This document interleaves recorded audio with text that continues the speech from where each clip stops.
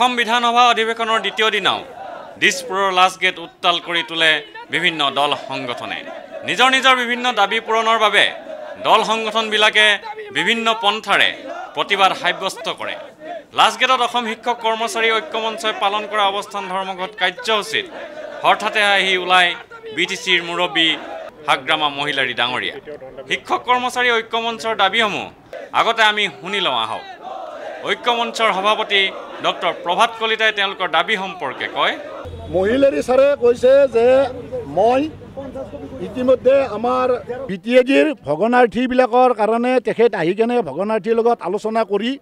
এই ভগনাৰ্থীৰ বিষয় আজি গধূলি হেনো শিক্ষামন্ত্ৰী বা তথাপি স্বাস্থ্যমন্ত্ৰীৰ লগত আলোচনা থকা বুলি কৈছে আৰু এই আলোচনা কালত তেখেতে আমাৰ এই ভেঞ্চাৰৰ ইছ্যুটো উলিয়াম বুলি কৈছে আৰু এই ধৰণে উলিয়াই কি কথা আগবঢ়াব পাৰি যত্ন কৰিম বুলি কৈছে আমি অলপ আশ্বাস আমি পাইছোঁ কাৰণ তেখেতৰ ষ্টেপবিলাক অলপ বাস্তৱতা থকা বুলিও আমাৰ অলপ অনুভূতি আছে আৰু বাকীবিলাকৰ বাস্তৱতা শূন্য এটা মহাশূন্য একো বাস্তৱতা নাই মুখেৰে এটা বম মাৰি ফুৰে কাৰ্যক্ষেত্ৰত ওলোটা কাম এটা কৰে কোনো ইজ্জত নাই কথাৰ সেই পৰিণাম অহা ইলেকশ্যনত আমি ফালি এৰিম সুদাই নেৰোঁ সেইটো হৈছে আমাৰ চেলেঞ্জ যদি এই কাৰ্যকালতে অৰ্থাৎ যদি এই বাজেটৰ সময়ত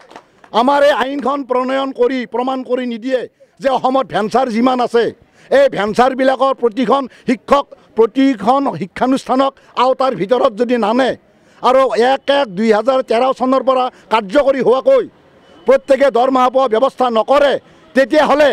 এই আন্দোলন অনৰ্গল চলি থাকিব কণ্টিনিউৱাছ চলি থাকিব আৰু লগতে এই আন্দোলনৰ স্থলীৰ পৰা আমি ঘোষণা কৰিম যে অহা ইলেকশ্যনত প্ৰতিটো সমষ্টিত 1000কৈ অসম শিক্ষক কৰ্মচাৰীৰ পৰা তাতে আমি মানুহ খাৰা কৰাম অসম শিক্ষক কৰ্মচাৰী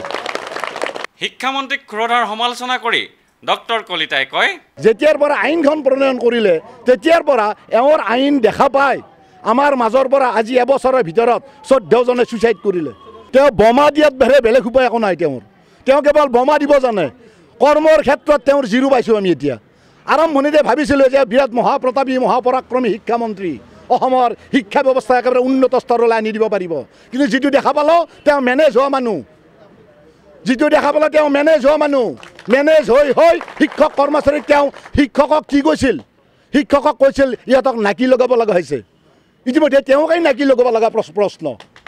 নিজৰ কাৰ্যক্ষেত্ৰ এৰি নিজৰ কৰ্মক্ষেত্ৰ এৰি ক'ত দিল্লীলৈ ঘূৰি থাকে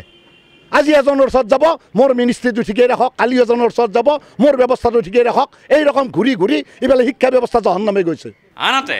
বিটিএডিৰ সংঘৰ্ষত ক্ষতিগ্ৰস্তসকলেও মঙলবাৰে পালন কৰিছিল দিছপুৰ লাষ্ট গেটত প্ৰতিবাদ তাতে সমস্যাৰ বুজ ল'বলৈ আহি ওলাই বিটিচি প্ৰধান হাগ্ৰামা মহিলাৰী শিক্ষকসকলৰ সমস্যা সম্পৰ্কে শিক্ষামন্ত্ৰীয়ে আলোচনা কৰিব বুলি সদৰি কৰি শ্ৰী মহিলাৰীয়ে কয় সেইটো অসমৰ সমস্যা আমাৰ বিটিচিৰ সমস্যাটো মই বিটিচি হ'লে মই চাব পাৰিম তথাপি যিটো অসমৰ সমস্যা হওক বা বিটিচিৰ সমস্যা হওক একে অসমৰে এইটো নিশ্চয় চাব CM ছাৰৰ নিশ্চয় চাব CM ছাৰকো মই জনাই দিম আৰু হেমন্ত বিশ্ব শৰ্মা ডাঙৰীয়াকো মই জনাই দিম বিটিচি অঞ্চলত এতিয়াও NDFBয়ে ধন দাবী কৰি আছে বুলি মন্তব্য কৰি শ্ৰী মহিলাৰীয়ে কয় ধন দাবীটো মই অফিচিয়েলি কৈ আহিছোঁ কোনে কৰিছে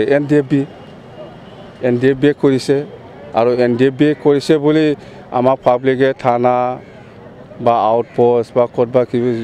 ওচৰত যদি কিবা থানা আছে যদি আউটপোষ্ট আছে তাতে জনাই আছে যে NDFBৰ অমুক মানুহে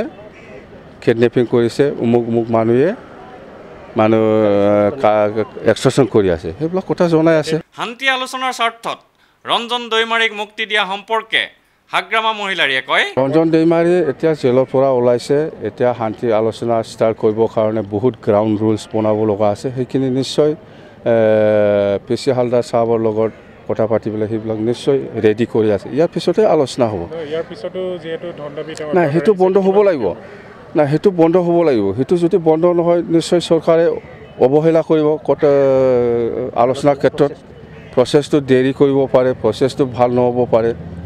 সেইটোৱে যদি বন্ধ নকৰে সেইটো প্ৰচেছটো ভাল নহ'ব চৰকাৰে যিটো চুক্তিত তাক ওলাই দিছে সেই চুক্তিবিলাক মানিব লাগিব এতিয়ালৈকেতো এক্সট্ৰকশ্যন কিডনেপিংটো যিটো হৈছে সেইটোতো বহুত বেয়া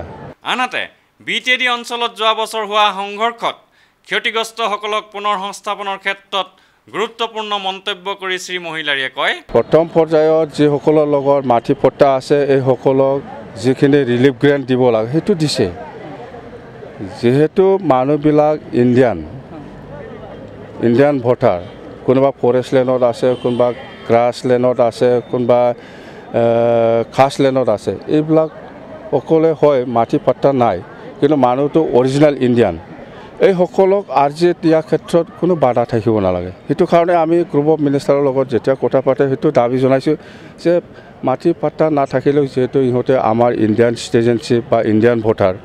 এইসকলে ক'ত যাব, ইহঁতক আৰ্জি দিয়াটো ভাল। সেইটো আমি আলোচনা কৰি পেলাই সেইটো এগ্ৰিড কৰিব পাৰিছোঁ। সেইটোৱে। ভিডিঅ' জাৰ্নেলিষ্ট সুশান্ত দাসৰ সৈতে অমৰদীপ গগৈ, চেণ্টিনেল নিউজ, গুৱাহাটী।